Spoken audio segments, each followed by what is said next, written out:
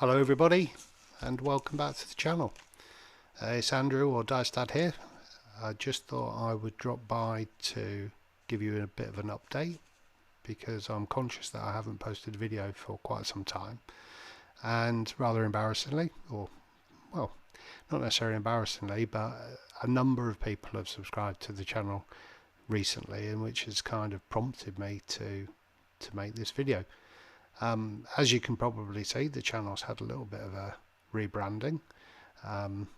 Firepower Gaming was a project that I started during lockdown. I run my own business, and I was conscious that COVID and the pandemic presented a period of enormous uncertainty, and I thought it might be prudent to see if I could develop another stream of revenue for myself. And so Firepower Gaming, the concept, was born, and the idea was that I would invest a relatively small sum of money to create an online shop and buy some stock in order to, as I say, generate an additional stream of revenue. And my idea was that I would develop my social media presence, the YouTube channel, to support Firepower Gaming. And the idea was that it would almost become a community space for wargamers. And so as a consequence, I had a number of people who made some fantastic contributions to the blog on the Firepower Gaming website. A number of people gave up the time to be interviewed by me in a somewhat amateurish fashion. And we also obviously did a series of broadcasts with Tom Egan and Joe Wargamer, talking about a range of hobby issues. And it was a fantastic experience. And for me, it was an opportunity to see if I could get to grips with things like YouTube, which was something that I had an interest in, largely through my children and their exploits. And it was a really interesting experience, an experiment to attempt. It soon, however, became apparent that the margins to be made through the resale of miniatures is very low. If you think that the large online retailers will quite regularly be discounting at 15 to 20%, that's a considerable chunk of any margin that you might make through your own sales. And obviously you need to price your products competitively for people to purchase them. And while the discounts from the manufacturers were reasonably generous, it soon became apparent that you would need to be turning over many hundreds of thousands of pounds to generate any form of significant income on a personal basis. It also became very apparent that producing the content to support the shop was also far more time consuming than I had envisaged in the first instance. And as we came out of lockdown and things started to return to some form of normality, my business began to grow and prosper, and as a consequence became much more time consuming. Equally, as everybody will know, the demands of over the last 2 years, if anybody who runs their own small business will realise that it's taken an awful lot of effort to sustain and grow businesses during this period, and I had my hands full with my day job, which meant that I wasn't able to devote the time and the effort that would be required to grow Firepower Gaming. So I've made the decision to effectively change direction. Firepower Gaming as a concept is effectively dead now, and really I aim to make occasional videos for the YouTube on a purely social basis. The thing that I enjoy most about the hobby is sharing with other people, and some of the obscure and interesting stuff that I come across that I think, or I hope, other people might find interesting is something that very much appeals to me. So the idea is now that Dice Dad's Hobby Corner will just become a much more how can I put it, much less demanding thing for me to be able to support. and something that I can just share with you all on a purely social basis. So with that in mind, I'm going to do what's described as a mystery unboxing in the title. I do apologise, these boxes are out of their cellophane because I have shot this video a couple of times now, and on both occasions I've managed to mess it up completely. And obviously you can only take the cellophane off one box once, so they haven't got the cellophane around them, but these are relatively new boxes to me that I'd like to share with you. Anybody who follows me on Twitter will know that over the recent months I've been on a bit of a fantasy binge. I'm very enthusiastic about the release of Midgard from Too Fat Lardies. I think the idea of a more traditional rank and flank style fantasy mass battle system is really overdue. I think the timing around this is perfect, and if it's anything like the other Lardy games, I think it's going to be a fantastic experience, and I'm really looking forward to it. The fact that you can also play historical battles with the same set of rules is equally appealing as well. So I'm really looking forward to them being released. I do, however, play a range of other fantasy games: Warlords of Erewhon, Dragon Rampant, Fantastic Battles, Sword and Spear Fantasy, and Warhammer was something that I had second edition as a kid, but even back in those days, it required quite a considerable investment to build a decent size Warhammer army, and it was a game that was very much for the rich kids and ultimately not for me. So I'm now kind of revisiting that, and there's a lot of nostalgia obviously involved in building my army. But I saw these miniatures on eBay, and they struck me as being particularly interesting. I'd like to share them with you. So there are two boxes,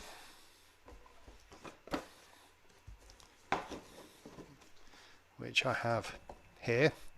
One called Dark Attack and one called Patrol. And this one has 20 54mm miniatures in it, and this one has 18 54mm miniatures in it. I saw these on eBay.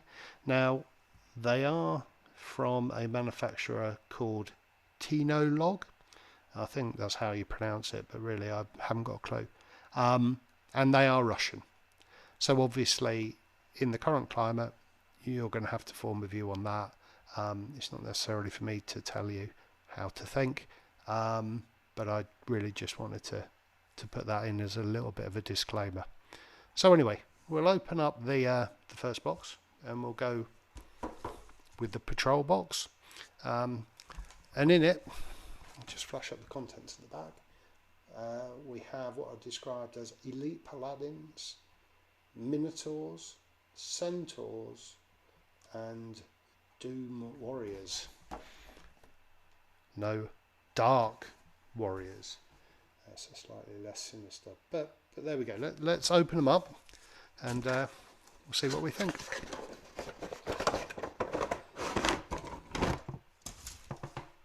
So I'll run through them sprue by sprue, and we'll kick off with these guys. So these are the Dark Warriors. As you can see, they are what you probably describe as whites. So they're reasonably heavily armoured, seemingly undead, apart from possibly this lady here who looks a bit too healthy to be the Walking Dead. But they're interesting. I mean, I think that of the sprue, this character here stands out as the most kind of dynamic and possibly the most interesting miniature. They're cast in a kind of quite a hard plastic. As you can see, the sprue's already broken. So they come off very easily indeed. They're okay. I think with a bit of painting, they would come up reasonably well. There's a fair amount of detail on them, but my concept was possibly, which of these miniatures could I possibly repurpose to use alongside my 28mm fantasy miniatures. I was also thinking possibly that a game like Frostgrave, for example, might be quite interesting in 54mm as a bit of a change. And I do also like noodling around with my own rules as well, and so I thought that I could possibly use them for one of my projects that I've got on the boil. So anyway, that's the Dark Warriors sprue. The second sprue is what's described as the Elite Paladins.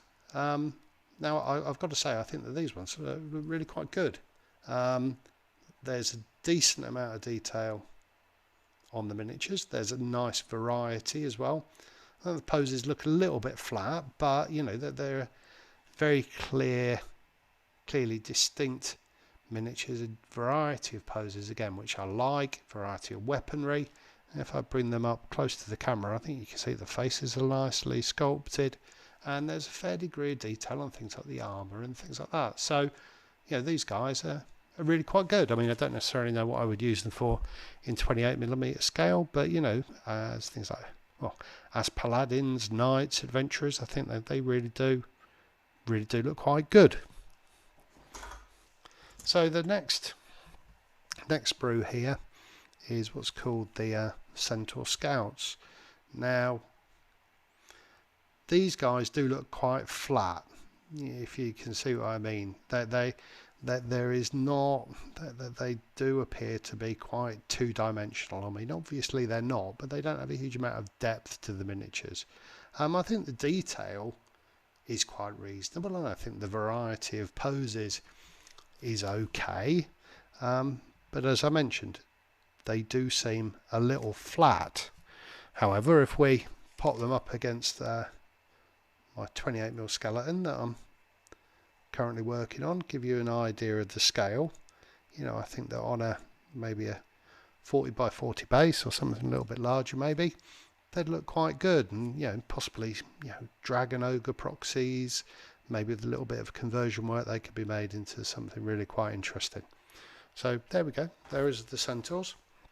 And the final sprue in this box are the Minotaurs, and the Minotaurs are interesting because there's quite a lot of variety on the sprue. I think these two poses, this half of the sprue, are definitely the best, and as I think you can see that the detail on the miniatures again is not bad. I mean, don't get me wrong, it doesn't compare to a Perry's or anything like that, but they're relatively cleanly sculpted. There's an adequate amount of detail, and I think with, you know, with a bit of painting, they would look quite nice. Again, that kind of flatness of the sculpting is quite apparent. I mean, this guy in particular, the relief on his nose or snout is really quite limited, and as a consequence, it looks as if he's got quite a pinched face. I mean, certainly he's been hit by with the ugly stick many times over. But again, you know, for Minotaurs, £6.99 a box. You know, I think that they would be ideal to go with my Chaos Cultist army that I'm building at the moment. And again, where are you going to get 4 Minotaurs for £6.99? I think you'd struggle, particularly, you know, for someone like Games Workshop. You know, you're probably going to be looking at nearer £6.99, if not more, per miniature. So I don't think that's bad at all. So on to the second box. And again, this is the Dark Attack box with 20 miniatures in, and I'll just flash up the contents to you so you can hopefully see that. And in there we have some orcs, some elves, a variety of skeletons, and some dwarfs. So let's open this box. Okay, so first things first, let's have a look at the two skeleton sprues. And I must say, you know, of the two boxes, we'll put one with the reverse and one with the front. These guys are really the most disappointing. They really do look quite kind of cartoonish. Again, yeah, that kind of, they do look quite flat. The detail on them isn't bad, but you know, they are the type of skeletons that you would expect to see in an episode of Scooby-Doo. But, you know, if you're playing that first scenario in Frostgrave where you're fighting endless waves of skeletons as they pour out of the crypt, I think that, you know, with a bit of paint, they probably would be passable on the table. And I think that they would lend themselves reasonably well to that sort of game. So the next sprue out of this box, and again, immediately much better quality, the Dwarf Sprue. And these are really quite interesting. Again, you know, they've got that quite flat feel to them, but I think because there's more variety of poses on the Dwarf Sprue, you know, that's really not quite so noticeable. I don't know if you're able to pick up the faces and this kind of thing on the miniatures, but there's good relief on things like the chainmail. There's good detail on the faces. The beards look good.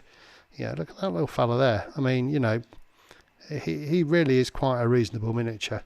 Yeah, I think my favourite of the three of them all is possibly this guy here, who I think looks absolutely great. So again, you know, 54mm dwarves. They're very hard plastic, but with a decent level of variety and also a very decent level of detail. And I think that they would paint up really, really quite well. Now, I suppose the most surprising sprue in this box, or probably across all of the boxes, were the elves. Not because I don't, no, not necessarily just because I don't like elves very much, but I really do think that these guys have been really, really nicely sculpted. There's some great detailing on them. There's some there's a really nice variety of dynamic poses. I mean, this guy with the glaive looks particularly excited. You know, you've got somebody with a bow here who might possibly be a ranger. And we'll just flip the sprue over to the other side, and we have somebody wielding a two-handed sword who might possibly be, you know, a champion, and then you're very much a kind of a lordly looking individual on this side again. So again, a great variety, and I think painted up they would look really, really quite nice on the tabletop. And there is something quite, you know, well, obviously the size is the most important thing, but you know, they would look really, really quite distinctive, based up nicely with a reasonable paint job. I think that they would be great fun to play a game with. Yeah, it's possibly something that, you know, my son, my son might find attractive. And the final sprue in this box, and of the two, is probably the pick of the bunch, and this is the Orc Sprue. Now these guys are really, really quite excellent, I think. There's a really, really nice level of detail. Again, the same variety of poses, and although they do have that slightly 2D appearance to them, I don't think it necessarily matters so much on these miniatures. They really do look excellent. I mean, this guy here with the club, and you know, and maybe if you were looking for things like proxies for things like ogres or something like that, yeah, these would be excellent to include. So again, I'll just pop one up against my 28mm skeleton to give you an idea of size. You know, they really, really are, you know, really quite nice, and I'm going to have a great deal of fun, I think, painting these up and finding ways to include them in my fantasy armies. So I hope you found that interesting. You know, fantastic value, $6.99 a box including postage. Really can't grumble at that. And I think that with the liquor paint, I think that they would look very, very passable on the tabletop. So thank you very much for watching. I hope you found the video interesting. I promise that, well, I hope that it won't take me 7 months to make another one.